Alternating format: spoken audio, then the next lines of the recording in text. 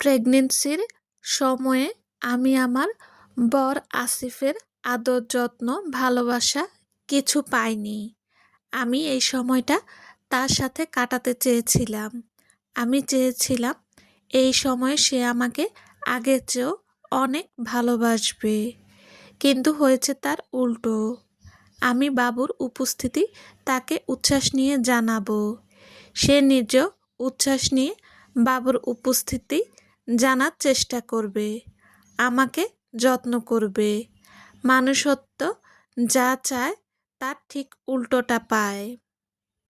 বিয়ের 4 বছরে আমি তার কাছে অসম্ভব ভালোবাসা পেয়েছি। আমাকে ছোট বাচ্চাদের মতো ট্রিট করা হয়েছে। সংসারের মারপ্যাঁচ কি সেটা আমি বুঝিনি। আমার কাজের কোনো চাপ ছিল না। সে আমাকে সেভাবে কোনো কাজ করতে দেয়নি। তার হাতে ভাত খাওয়া আমার অভ্যাস হয়ে গিয়েছিল। আমি যেন কল্পনা জগতে বাস করতাম।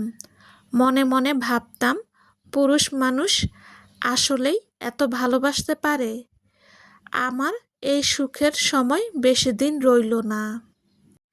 দিনের পর দিন যে আমার সাথে থাকা, নিঃশ্বাসের সাথে মিশে থাকা মানুষটা অচেনা হয়ে যেতে থাকলো। আমি জানতাম তার কাজে খুব একটা চাপ নেই। সে ছাড়াও মানুষ আছে তার কাজের ওখানে দেখাশোনা করার জন্য। তবুও সে সকাল সকাল বাসা থেকে বেরিয়ে যেত, ফিরত অনেক রাত করে। আমাকে বোঝাতো কাজের অনেক প্রেশার যাচ্ছে। মাঝে মাঝে মন খারাপ হলেও আমি তার কাজকে বেশি প্রায়োরিটি দিয়েছি। আমার মোটা মাথায় এতটুকু ঢোকেনি যে পুরুষ মানুষ অন্য নারীর গন্ধ পেলে তবেই স্ত্রীকে ব্যস্ততা দেখাতে পারে। আমি তাকে অন্ধের মতো বিশ্বাস করায় তার কোনো ত্রুটি আমার নজরে আসেনি। মাসের পর মাস চলে গিয়েছে, আমাদের কখনো ঝগড়া হয়নি। অথচ কনসিভ করার পর আমার শরীর মাঝে মাঝে খারাপ হওয়ায় আসিফ আমাকে বাবার বাসায় রেখে দিয়েছে। প্রতিদিন কয়েকটা মেসেজ আর 2-1টা ফোন কল ছাড়া কিছুই মেলেনি আমার ভাগ্যে। অথচ আমাদের বাসার দূরত্ব 15 থেকে 20 মিনিটের।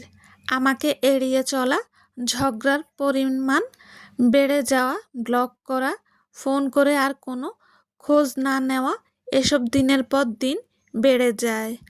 আসিফের এমন ব্যবহারে আমি আরও বেশি অসুস্থ হয়ে যাই। সারা বেলা কান্নাকাটি করি। তাকে কতবার যে রিকোয়েস্ট করেছি আমার সাথে একটু ভালো ব্যবহার করার, কোনো কিছুই কাজ হয়নি। আমার কাছে থেকে দূরত্ব বাড়াতে বাড়াতে মানুষটা কেমন অচেনা হয়ে গেল। বাবার বাড়ি কাছাকাছি হওয়ায় প্রতিদিন তার এখানে এসে থাকার কথা থাকলেও দেখা যেত সপ্তাহেও তাকে কাছে পাওয়া যেত না। ব্যস্ততার পাল্লা বেড়ে যেন আকাশ ছুঁয়ে যায়। আমি তাকে কোনোভাবেই নাগালে পাই না। অনেকবার রিকোয়েস্ট করার পর আশিক এলো। আমার কেমন সন্দেহ সৃষ্টি হয়েছিল তার উপর। কোন পুরুষ কেন তার স্ত্রীর সাথে এমন আচরণ করবে? স্ত্রীকে যে পুরুষ চোখে হারাতো সে পুরুষ হঠাৎ করে কেন এত বদলে যাবে? এমন বদল কেন হবে? যে স্ত্রী কান্না করতেই থাকবে সেই পুরুষকে কেন অনুরোধ করতে হবে ঝগড়া না করার, একটু গুরুত্ব দেওয়ার, একটু ভালোবাসার? তবে কি সে অন্য নারীর গন্ধ পেয়েছে? অন্য নারী শব্দটা আমার মস্তিষ্কে আসতেই সব কিছু ওলটপালট হয়ে যেত। আমি আর কিছু ভাবতে পারতাম না। বসে বসে ছোট বাচ্চাদের মতো কাঁদতাম। আসিফ বাসায় এলে আমি তাকেও কয়েকবার বলে ফেলেছি। সে আমাকে একটাবার সান্ত্বনা দিয়ে বলেনি, মৌনি, তুমি যা ভাবছো তা ভুল। তোমার আসিফ তুমি ছাড়াও অন্য কোনো নারীর দিকে চোখ তুলে তাকায়ও না। তোমার পর আমার জীবনে আর কোনো নারী আসবে না। আসিফ শুধু উল্টো রাগ দেখিয়েছে। ভয় দেখিয়ে বলেছে, তুমি এসব কথা আরেকবার বললে আমি এই বাড়িতে আর আসবো না। আমি তাকে হারানোর ভয় পেতে শুরু করি।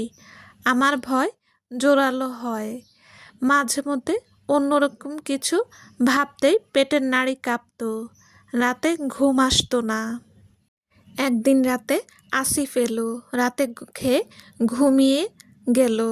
আমি কোনোদিন যে কাজ করিনি সেই কাজটা করে ফেললাম। আমি আসিফের ফোন চেক করলাম। বুকে অজানা ভয়।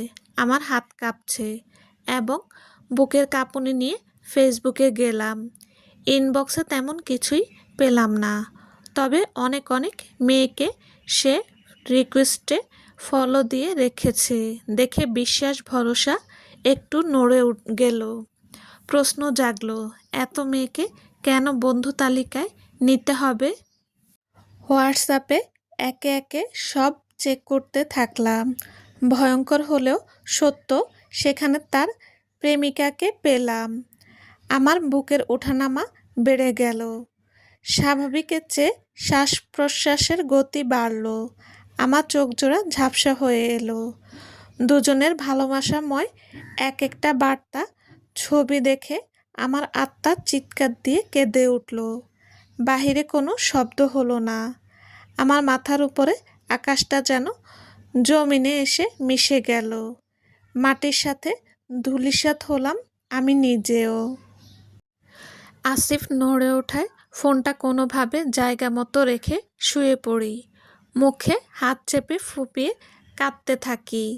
অতিরিক্ত চাপ, দুশ্চিন্তায় আমার অবস্থা খারাপ হয়ে যায়। অ্যামনিয়টি সেক অর্থাৎ পানির থলে ভেঙে যায়। হঠাৎ এমন হওয়ায় কান্নার শব্দ অটোমেটিক বেড়ে যায় ভয়ে। আসিফের ঘুম ভেঙে যাওয়ায় জানতে চায় কান্না করার কারণ। তাকে জানাই, বাবু হয়তো ঠিক নেই। এদিকে এখনো মাসখানেকের বেশি বাকি তার এই পৃথিবীতে আসার। আমাকে হাসপাতালে নেওয়া হলো। ডাক্তার জানালো বাচ্চার অবস্থা ভয়াবহ। জলদি তাকে পৃথিবীতে নিয়ে আসা জরুরি। আমি খুব করে চাইলাম আসিফ আমাকে ভালোবেসে না, এই সত্যিটা মেনে নিয়ে যেন আমাকে বাঁচতে না হয়, আমার আয়ু যেন দীর্ঘ না হয়। ডেলিভারির জন্য যখন আমাকে নিয়ে যাচ্ছিল, আমার জন্য সবার সে কি কান্না। আসিফের মুখে হাসি ছিল না। জানি না তার কি কারণ হতে পারে।